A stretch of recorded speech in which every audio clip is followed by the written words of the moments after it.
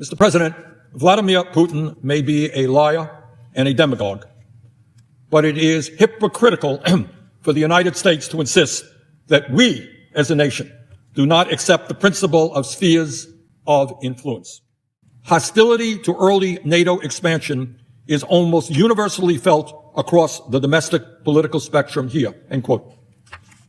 For the last 200 years, our country has operated under the Monroe Doctrine, embracing the principle that as the dominant power in the Western Hemisphere, the United States has the right, according to the United States, to intervene against any country that might threaten our alleged interests. That's United States policy. And under this doctrine, the United States has undermined and overthrown at least a dozen countries throughout Latin America, Central America, and the Caribbean. As many might recall, in 1962, we came to the brink of nuclear war with the Soviet Union. Now, why was that? Why did we almost come to the brink of nuclear war with the Soviet Union?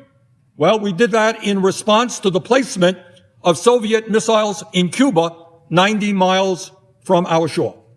And the Kennedy administration saw that as an unacceptable threat to national security. We said it is unacceptable for a hostile country to have a significant military presence 90 miles away from our shore. And let us be clear. The Monroe Doctrine is not ancient history. As recently as 2018, Donald Trump's Secretary of State, Rex Tillerson, called the Monroe Doctrine, quote, as relevant today as it was the day it was written, end quote. In 2019, former Trump National Security Advisor John Bolton declared, quote, the Monroe Doctrine is alive and well, end quote.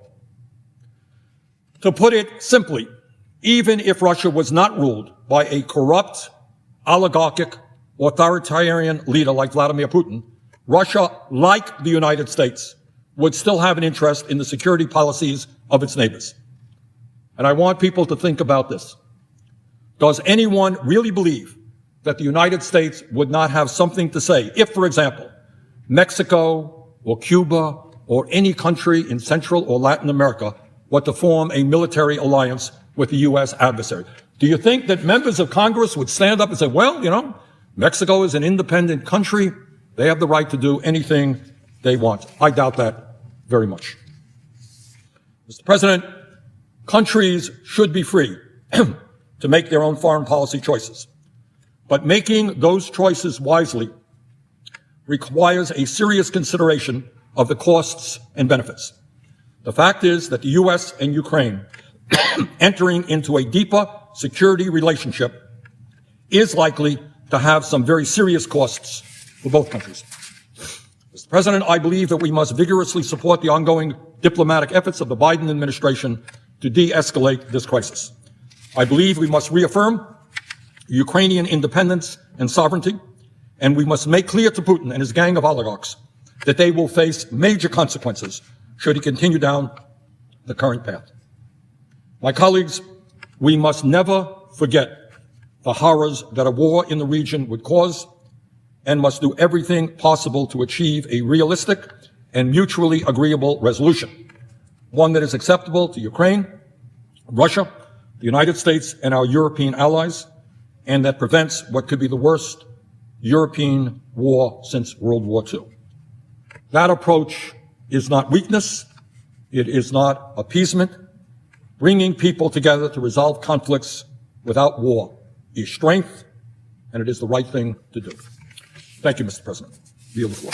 Mr. President. Majority Whip. Mr. President, I have 6 requests for committees to meet during today's session. In the Senate, they have the approval of the majority and minority leaders. Mr. President, I listened carefully to the remarks of my friend and colleague, Senator Sanders of Vermont.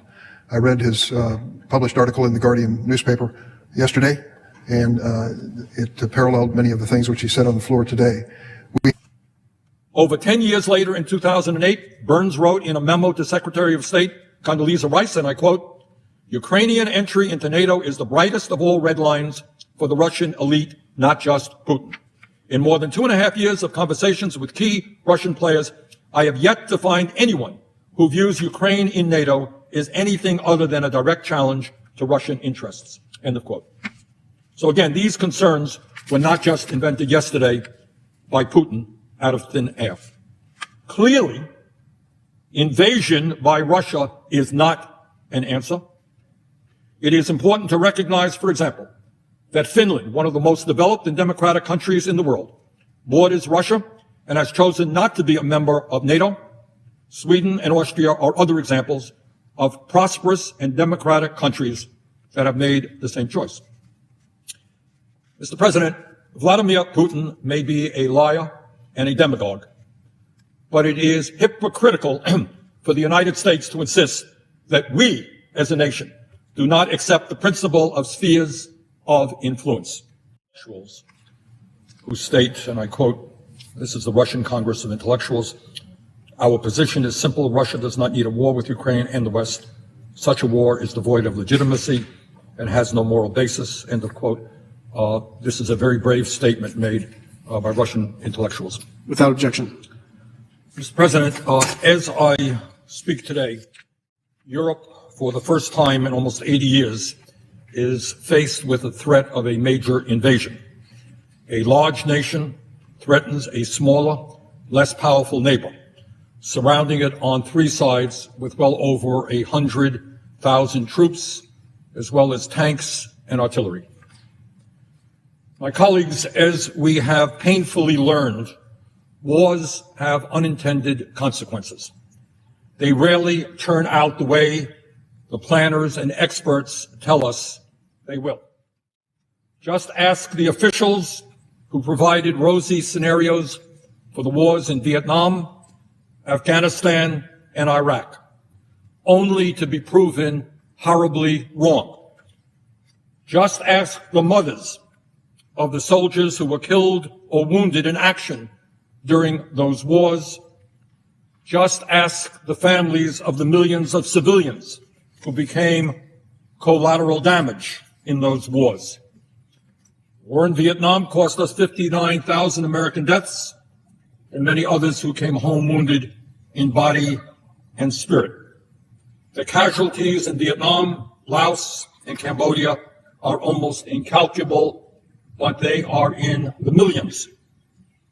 In Afghanistan, what began as a response to the horrific attack against us on 9/11/2001 eventually became a 20-year war, costing us $2 trillion and over 3,500 Americans who were killed, not to mention tens of thousands of Afghan civilians.